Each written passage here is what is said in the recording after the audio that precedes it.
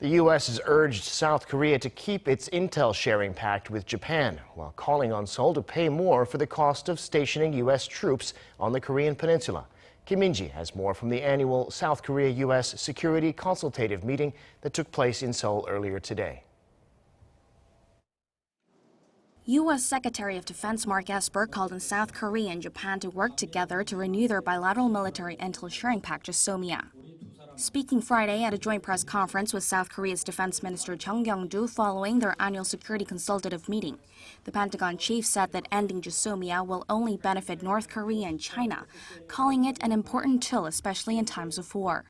GSOMIA is set to automatically expire on November 23rd, after Seoul announced its intent to withdraw from the pact in August, after Japan slapped export curbs on South Korea, citing a breach of trust and security issues. The U.S. has been pushing South Korea to extend the agreement, saying it's vital to trilateral security cooperation and to dealing with regional threats. But Seoul continues to insist that it can only reconsider if Japan first changes course. On the issue of sharing the cost of stationing American troops on the Korean Peninsula, Esper said that South Korea is a wealthy country and that it can and should pay more. He didn't elaborate, however, on any figures. The two allies are currently in talks, with Washington reportedly calling on Seoul to pay nearly $5 billion a year, which is more than 5 times the amount South Korea agreed to pay under the current deal.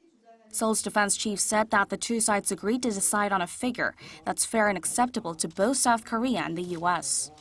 The two sides also reaffirmed their joint goal of achieving North Korea's complete denuclearization and of building lasting peace on the Korean Peninsula, noting the need to be flexible in adjusting their joint military drills to support ongoing diplomatic efforts with Pyongyang. Kim Min-ji, Arirang News.